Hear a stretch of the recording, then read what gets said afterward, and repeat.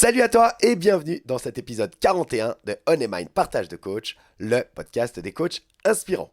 Alors j'espère que tu es prêt pour une nouvelle dose d'inspiration et de bonne humeur parce qu'aujourd'hui on reprend notre échange captivant avec Béatrice Garcia qu'on avait dû laisser il y a un mois de ça, je ne sais pas si tu te souviens, suite à un souci informatique de ma part. Alors entre-temps tu as pu découvrir Morgane Sibéril avec qui j'ai vraiment adoré échanger, je t'invite vraiment à aller écouter les épisodes si ça n'est pas déjà fait. Donc cette semaine, on reprend avec Béatrice. Béa, tu te souviens, c'est cette ancienne manipulatrice en radiologie qui a décidé de changer de cap et de se lancer dans le coaching pour combler le trou qui lui reste dans sa carrière professionnelle avant sa retraite qui arrive dans environ 2 ans maintenant. Si tu as manqué la première partie de notre conversation, pas de panique, tu peux toujours la rattraper et elle nous a raconté là-dedans son parcours fascinant et les raisons qui l'ont poussé à se réinventer professionnellement. Dans cette deuxième partie, Béal va nous dévoiler les dessous de sa formation, ses moments de doute, mais aussi les révélations qui ont transformé sa vision du coaching. On va plonger dans ses expériences personnelles et professionnelles, découvrir comment elle a surmonté des obstacles et ce qu'elle a appris de ses premiers coachings. On aborde également les protocoles de coaching, comme par exemple le modèle GROW, qui a été créé par John Whitmore, et pourquoi elle préfère une approche qu'elle nomme plus flexible, plus humaine. Béal nous partagera sa passion pour le fonctionnement de l'esprit humain, l'importance d'être à l'écoute et surtout comment elle aide ses clients à trouver leurs propres solutions et à se révéler. Tu vas le voir, il y a beaucoup de données dans cette partie de l'échange et c'est pourquoi j'ai décidé de la diviser en deux parties plus courtes afin que tu puisses les écouter séparément. Alors les deux parties sortent cette semaine en même temps, c'est un seul épisode, de façon à ce que tu puisses les enchaîner si tu le souhaites. Je te propose de t'installer confortablement, laisse-toi emporter par cette conversation riche et inspirante, et c'est parti pour une nouvelle plongée dans l'univers du coaching avec Béatrice Garcia sur On Mind Partage de Coach, le podcast des coachs inspirants. Bonne écoute.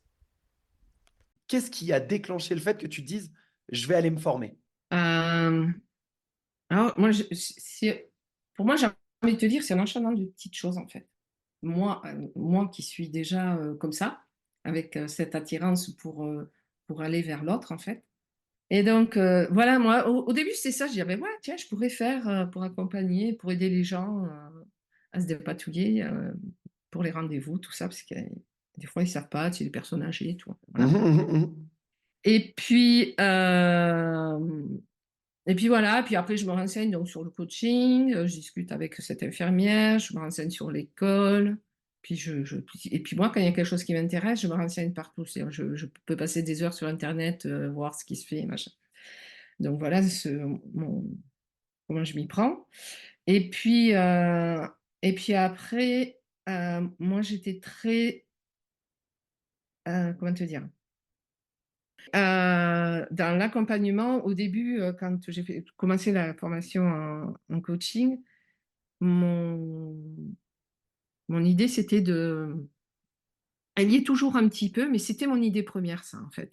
C'était d'accompagner les femmes, justement, qui ont été opérées d'un cancer du sein pour reprendre, tu vois, pour reprendre cette nouvelle vie qui, c'est quand même une sacrée étape, quoi, en fait. Et il y a plein de choses qui changent après. Et voilà, mon idée, c'était ça, c'était d'accompagner les personnes ou sur des maladies, qui ont des maladies chroniques, tout ça. Pour rester dans le milieu du médical, quand même, avoir toujours un pied dans le médical parce que c'est quelque chose voilà, qui me plaît beaucoup. Et puis en même temps, d'allier la partie coaching, de les accompagner. Euh, Pendant longtemps, je suis restée sur cette idée-là, en fait. Et après, alors, est-ce que c'était parce que, au fond de moi-même, il y avait quelque chose qui jouait ou pas, je ne sais pas. Mais au bout d'un moment, je me suis de nouveau posé la question et je me suis dit: «Est-ce que tu as vraiment envie de continuer à garder ce pied dans le médical?» Si tu veux, en fait. Hem, je me suis posé la question, tu vois? Et du moment que et après, bon, bah, alors maintenant, j'ai pris l'habitude que quand je me pose la question, c'est qu'il y a quelque chose derrière qui va pas, en fait. Alors et du coup, je me suis dit: «Waouh, mais vraiment, est-ce que tu as toujours envie?» Parce que je voyais que ça moi, en fait, hein. Est-ce que tu as toujours envie? Et petit à petit, pendant la formation, à force de toutes ces périodes où on se fait coacher, Mhm. justement, et où on amène tout ça. Alors, c'est vrai que moi, je sortais d'un an de thérapie, et je la faisais toujours, même encore régulièrement. J'y vais régulièrement, moi, une fois par mois. Je trouve ça, enfin, je trouve ça fait énormément de bien. Et, et du coup, chaque fois que j'avais ce genre de questions-là, en fait, je les amenais en coaching. Mhm. Donc du coup, ça m'a fait travailler un petit peu sur, qui j'ai envie d'accompagner, qu'est-ce que je veux faire, tu vois? Des trucs comme ça.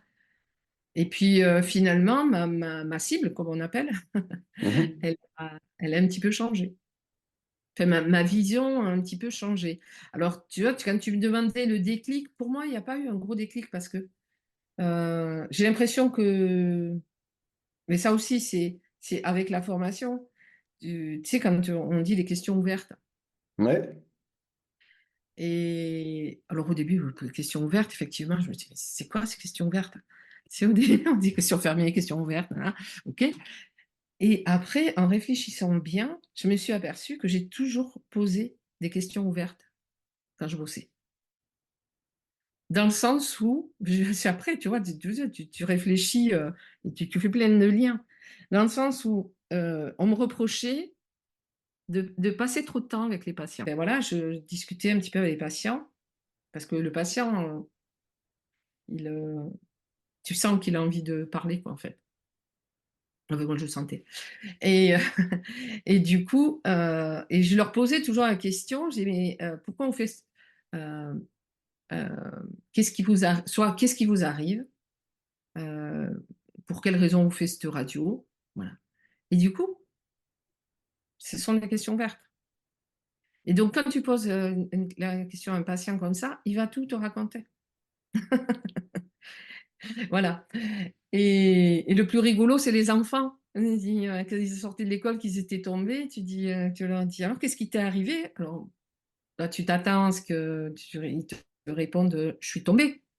Non, ça peut partir de très loin. C'est, «Ben, quand on est sortis à la récréation, j'étais avec un tel, on a joué». Voilà, tu vois? Et ça dure un certain temps. Et comme je sais pas couper les gens quand ils parlent, je les laisse s'exprimer, en fait. Voilà, donc j'avais un petit peu de communication comme ça avec les patients, et on me reprochait d'être, beh, voilà, d'être un peu trop longue dans mes examens. Mais moi, comme je le disais, mais le patient, il arrive, il a attendu déjà un X temps dans la salle d'attente. Si c'est pour le prendre, le faire l'examen en 3 minutes, ou 2, ou des fois, pour une radio pulmonaire, ça peut être plus rapide, tu vois? Je dis: Non, moi je sais pas, ça me correspond pas. Donc non». Et puis je lui disais: «C'est pas un numéro, quoi, le patient, c'est un être humain avant tout, et s'il a envie de s'exprimer par rapport à ce qu'il a». Et puis après, on me posait la question parce que, alors, des fois, il y en avait qui voulaient rien dire, hein. Ouais, il y en a qui te disaient: «Mais, vous savez pas lire l'ordonnance?» «Ouais, je sais lire l'ordonnance, mais il me faut un minimum quand même. J'ai besoin de savoir un minimum». Enfin voilà. Donc tu vois, moi j'ai l'impression que je l'ai en moi ça, en fait. Je sais pas, j'ai pas eu de déclic particulier, ça a pas été, non, je me suis pas fait coacher à part fait de la thérapie, voilà, mais c'est pas du coaching. Et non, j'ai pas eu affaire à des coachs, non.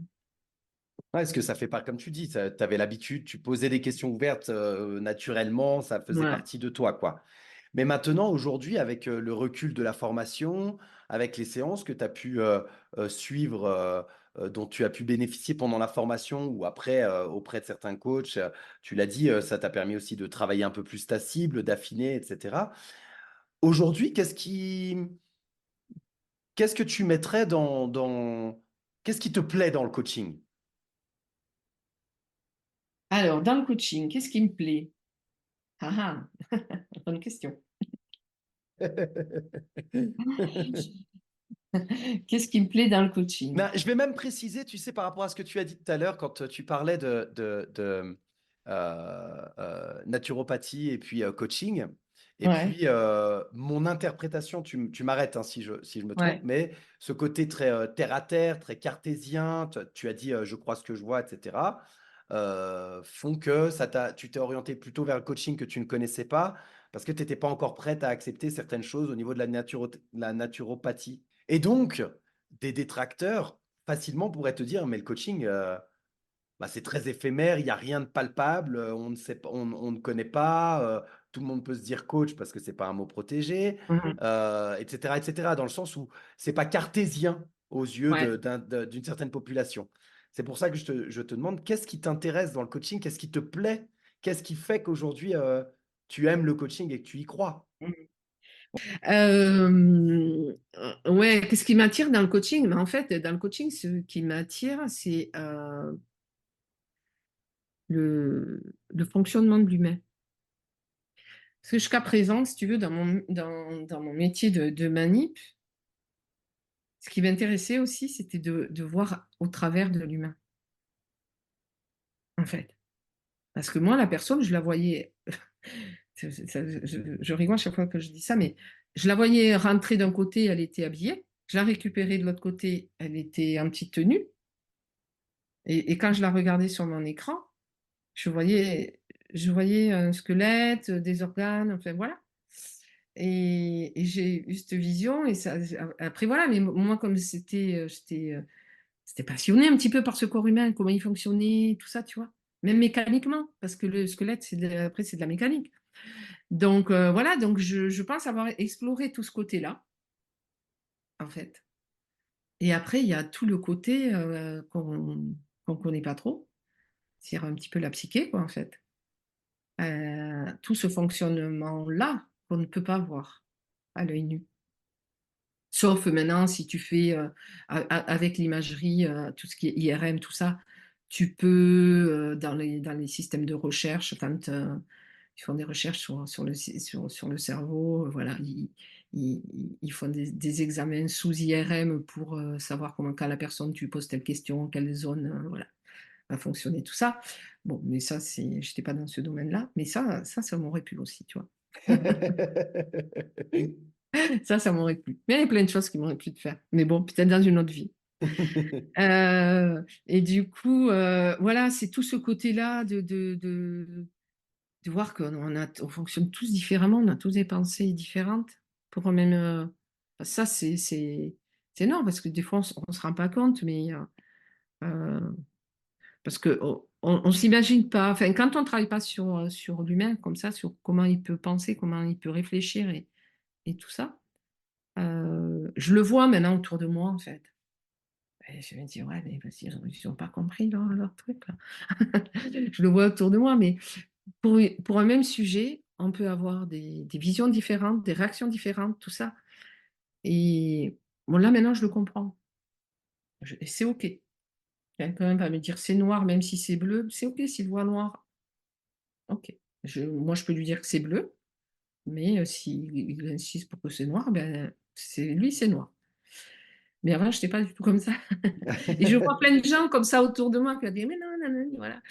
Tu vois pas que c'est pas noir, c'est bleu, voilà et là, je me dis: «Waouh, hem, dommage qu'on n'ait pas tous, cette façon de voir les choses» parce que je me dis qu'il y aurait la paix sur terre, quoi, en fait.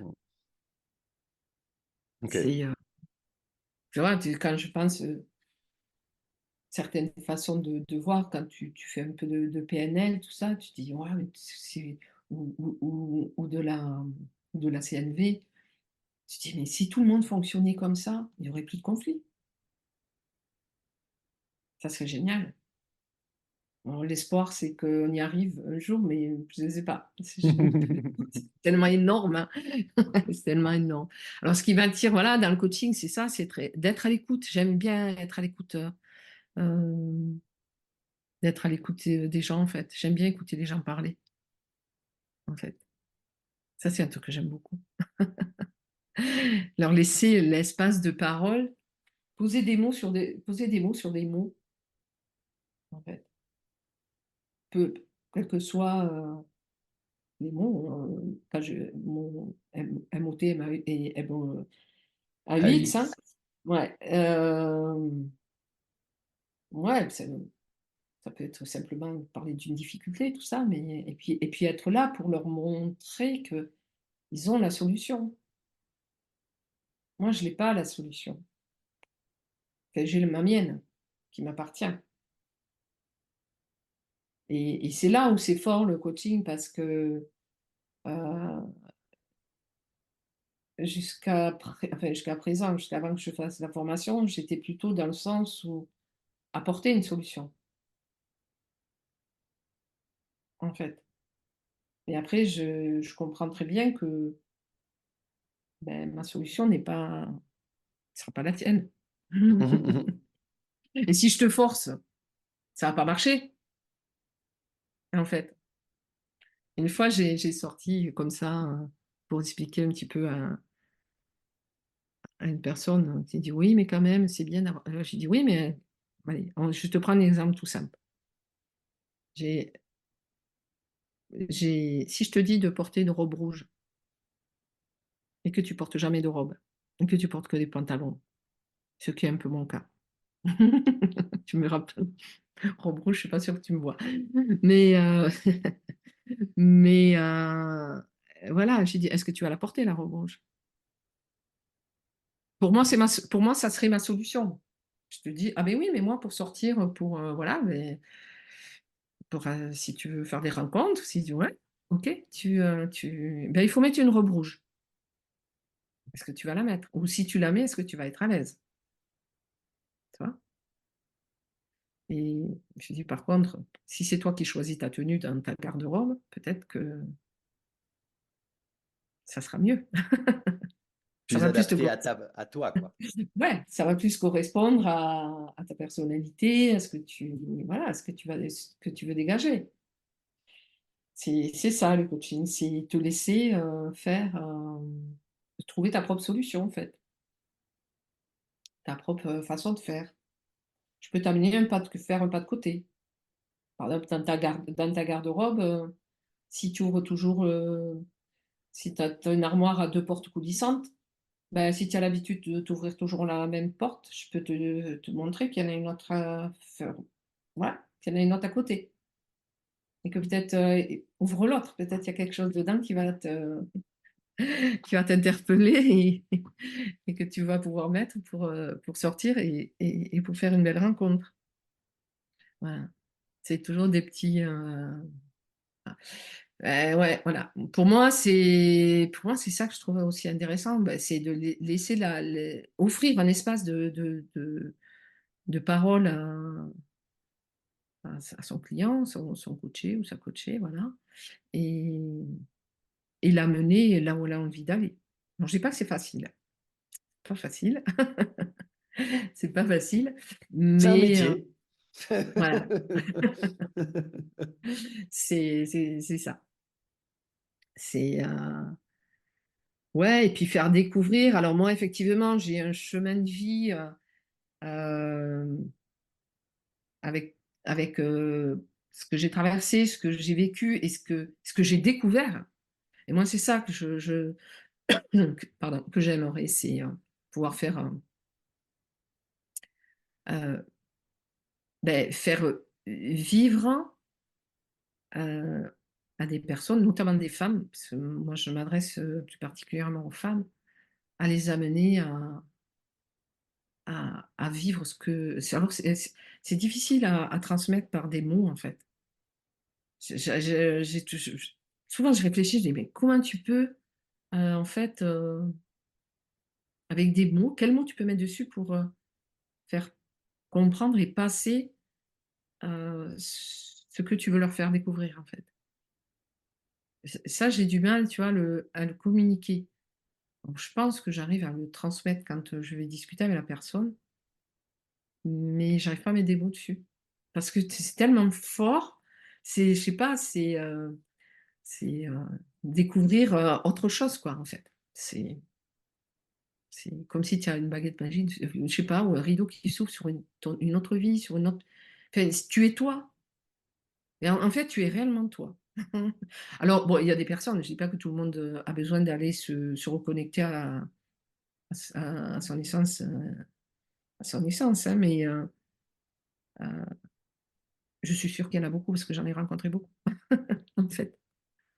Pas que j'ai coaché, mais avec qui j'ai discuté et je me rends compte, il y a énormément de femmes comme ça, en fait, qui se sentent un petit peu, hem, pas pris au piège, mais dans un engrenage où tu es présent en tant que parent, en tant que femme ou conjointe ou concubine, enfin, ou compagne, peu importe, où tu t'investis, voilà, dans tous ces domaines de vie, dans le travail, dans la vie familiale, dans tout ça et toi, tu t'es oublié, quoi, en fait, c'est ça. Et toi, tu t'es oublié. Tu as oublié de t'occuper de toi, en fait. Alors, je suppose qu'il y a des hommes aussi comme ça, je veux pas voilà. Mais il y en a sûrement. Il y en a sûrement. Peut-être qu'ils viendront vers moi, je ne sais pas, à voir. Pourquoi pas?